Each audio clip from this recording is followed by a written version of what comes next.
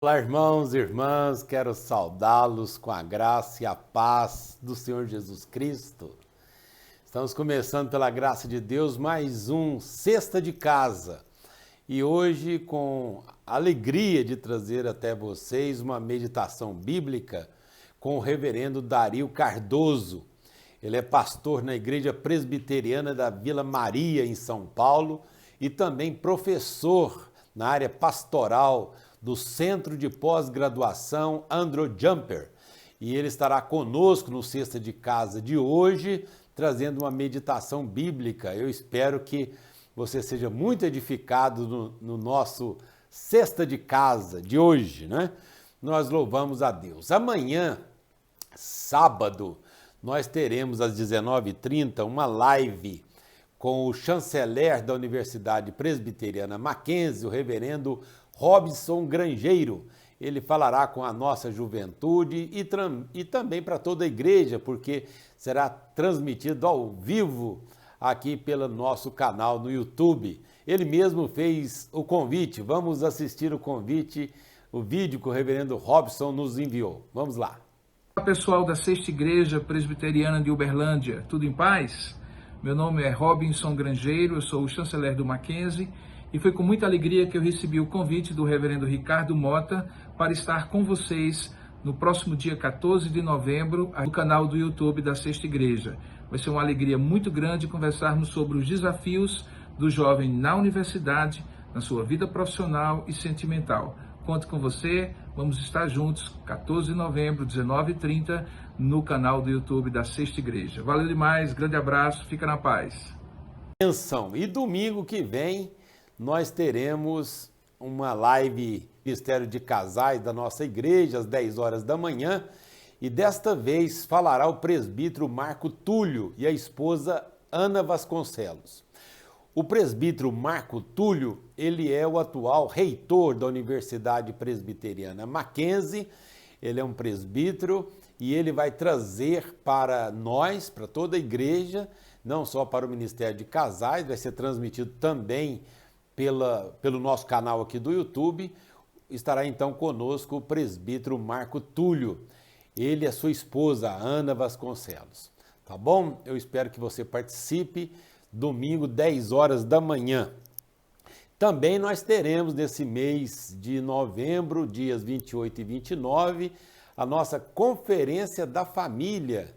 Nós teremos presencialmente o reverendo Samuel Vieira, pastor da Igreja Presbiteriana em Anápolis. Teremos também duas palestras no domingo de manhã, vídeos que nos enviarão o reverendo Juliano Sócio falando sobre família e adoração, ele que é um cantor, compositor, não é? Atual executivo do Conselho de Música da IPB, ele vai falar sobre família e adoração. E o reverendo Rodrigo Leitão, o atual executivo da APECOM, da Agência Presbiteriana de Evangelização e Comunicação, o reverendo Rodrigo falará sobre família e comunicação. Então, fique atento, participe, se não presencialmente, pelo nosso canal aqui do YouTube, da nossa Conferência da Família, organizada pelo Ministério de Casais da nossa igreja. Então, parabéns a Marisa e toda a sua equipe que tem se desdobrado para que nós tenhamos a Conferência da Família, uma programação para toda a igreja e eu tenho certeza que vai ser edificante, muito edificante. Então, põe aí na sua agenda, não deixe de participar, não é? Bom, vamos assistir agora a mensagem do pastor Dario Cardoso e ao finalzinho eu retorno para orar, para que nós oremos juntos. Eu quero orar pelo Miguel Ângelo e sua família, pelo falecimento da dona Luna e também orar por toda a nossa igreja. E eu espero que a boa mão de Deus esteja sobre sua vida e sobre sua família. Então vamos ouvir a meditação e eu volto depois para orarmos juntos. Olá, queridos irmãos da Sexta Igreja Presbiteriana de Uberlândia.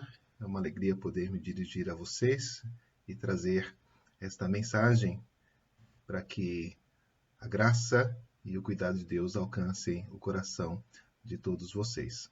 Quero ler Hebreus capítulo 13, verso 2, que diz: não negligencieis a hospitalidade, pois alguns, praticando-a sem saber, acolheram anjos. Esse momento de pandemia que passamos nos obrigou a ficarmos isolados e distantes uns dos outros, e aos poucos vamos retomando as nossas atividades. Mas a hospitalidade é uma dificuldade, um desafio cristão que nos acomete e para o qual nós precisamos dar atenção há mais tempo, certo? Deus determinou que os crentes praticassem a hospitalidade. E os textos bíblicos sobre esse assunto são todos simples e diretos, certo? E eles trabalham com este dever cristão para o qual nós não devemos deixar de atentar. Eu parto do conceito que a hospitalidade é negligenciada entre nós. Não apenas dentro desse período da pandemia, mas de uma forma geral na nossa forma de viver como crentes. E é nesse sentido que eu quero falar com vocês, mostrando que nós devemos nos dedicar a esta prática e também reconhecer os seus benefícios para a vida cristã. E quem sabe, nesse momento de retomada, a partir do momento em que as condições sanitárias permitam, você retorne não ao que antes era normal, mas a uma condição até diferente nesse aspecto. O conceito básico de hospitalidade é fornecer hospedagem a alguém em trânsito. Na antiguidade, pelo menos no período do Novo Testamento, não havia hotéis. Os visitantes armavam tendas ou dormiam ao relento, como fez Jacó, a não ser que contassem com a hospitalidade de alguém. Então, a hospitalidade era essa atitude benfazeja em relação ao visitante. Por isso, tecnicamente, um hotel ou uma pousada não podem ser classificados como hospitaleiros, porque eles estão cobrando pelo serviço. Tá? Assim, o conceito extrapolou a ação de dar abrigo a alguém e passou a indicar todas as ações acolhedoras de uma casa. Tá? E todas as questões que são feitas para o bem-estar de alguém num determinado recinto. Daí a ideia do hotel e até mesmo a ideia do hospital, né? Que também são palavras vindas desta mesma raiz, certo? Antes de falarmos da hospitalidade de maneira geral, é importante que a gente observe, e esse momento de pandemia nos mostrou que mesmo entre famílias há problemas, dentro da família há problemas de hospitalidade. Nem sempre nós somos hospitaleiros com os nossos próprios membros da família. A mulher pede para atender o telefone e o marido responde: vá você. A filha diz ao pai: não entre aqui, o quarto é meu. Ou quando alguém chega em casa, né, nós agimos com a mesma hospitalidade, né, de Simão com Jesus. Né? O marido chega, o filho chega, nós não damos um beijo, nem oferecemos água para lavar as mãos. Então, a falta de hospitalidade não diz respeito apenas às pessoas fora do nosso círculo de casa, mas mesmo dentro dela. E no dia a dia a gente diz, né? A minha casa é muito pequena, a minha casa está muito bagunçada, eu não sei como receber as pessoas. Todas estas são falas ligadas à falta de hospitalidade. É importante que a gente, então, reconheça isto e perceba que estamos falando mais do que simplesmente de questões de bons modos ou de etiqueta. Mas eu quero que a gente pense na hospitalidade como uma virtude cristã e teológica. E, nesse sentido, é importante que a gente observe por que a hospitalidade é tão importante para ser cultivada entre nós. Primeiro, porque ela é ordenada pela Bíblia. 1 de Pedro 4, 9 e 10 diz assim: sede mutuamente hospitaleiros sem murmuração. Servi uns aos outros, cada um conforme o dom que recebeu, como bons dispenseiros da multiforme graça de Deus. Veja que a hospitalidade deve ser praticada entre os membros da igreja. Não se trata apenas dos estrangeiros, certo? E Pedro dá essas orientações: sem murmuração, não reclame, e como dispenseiros, como mordomos dos dons que recebemos. Se compreendemos bem o que é a nossa vida, de onde vem a nossa casa, os nossos recursos e as nossas habilidades, lembraremos que tudo isso veio das mãos do Senhor e deve ser utilizado para a sua glória. Negar a assistência a alguém é agir como um mordomo, né, infiel, que espancava os seus conservos, por exemplo, na parábola que Jesus fez. A hospitalidade também é um sinal da nossa transformação espiritual. No capítulo 12 de Romanos, depois de desafiar-nos a oferecer os nossos corpos como sacrifício vivo, santo e agradável a Deus, e não nos conformarmos com o presente século, Paulo passa a trazer uma lista de práticas que identificam o servo de Deus. Entre elas, está ali no verso 13, compartilhai as necessidades dos santos, praticai a hospitalidade. A preocupação com o próximo e a ação para suprir as suas necessidades é um sinal do nosso compromisso com Deus e da transformação da nossa mente e do nosso coração, produzidos pelos dons da graça de Deus entre nós. Pense comigo, um lar que não é hospitaleiro é um lar que não foi transformado pela graça de Deus. Sério isso, não? Nesse momento eu estaria pensando, preciso dar um jeito nisso já. Não posso negligenciar a prática da hospitalidade. E você faz bem. A Bíblia trata isso muito seriamente, pois diz que um homem não pode ser presbítero se não for hospitaleiro. Paulo é mais enfático. A igreja não deve ajudar viúvas que não foram hospitaleiras durante a sua vida. Isso deve fazer os nossos olhos, os nossos ossos gelar. Quando temos recursos e negligenciamos a hospitalidade, deixamos claro que o amor de Deus não está em nós.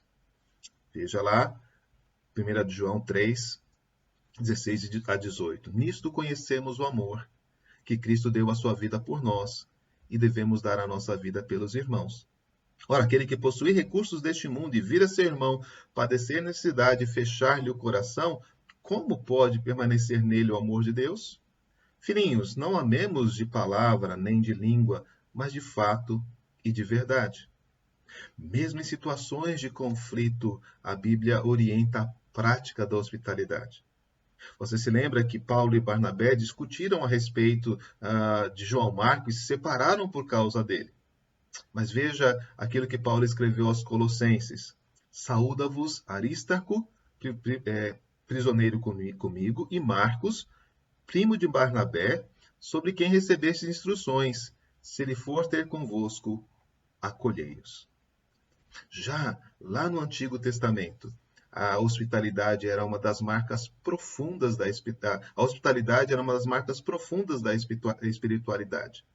Quando escreveu sobre jejum que agrada a Deus, Isaías registrou que era repartir o pão com o faminto, recolher em casa os pobres desabrigados, cobrir o nu e não se esconder do seu semelhante. E Jesus, lá em Mateus 25, diz que isso diferenciará os cabritos das ovelhas diante do trono de Deus. Pois bem, quero encerrar lembrando que a hospitalidade nos fará imitadores de Deus. É por isso que o presbítero, as viúvas, aqueles que querem viver em comunhão com Deus, precisam praticar a hospitalidade. Porque depois de cumprir a sua obra redentora em nós, o que Jesus foi fazer? Foi preparar lugar para nós nas moradas de Deus. A hospitalidade é uma forma de ilustrar o nosso destino eterno, porque Jesus está preparando um banquete para nos receber em sua casa. Então, nós lembramos que a Bíblia muitas vezes fala que Deus está preparando para nós descanso. E o Salmo 23 nos diz que nós habitaremos na casa do Senhor para todo o sempre. A hospitalidade é um dos atributos divinos. E nós, como imitadores de Deus, devemos praticar este atributo, praticar esta ação e fazer com que a minha casa, a sua casa, seja assim.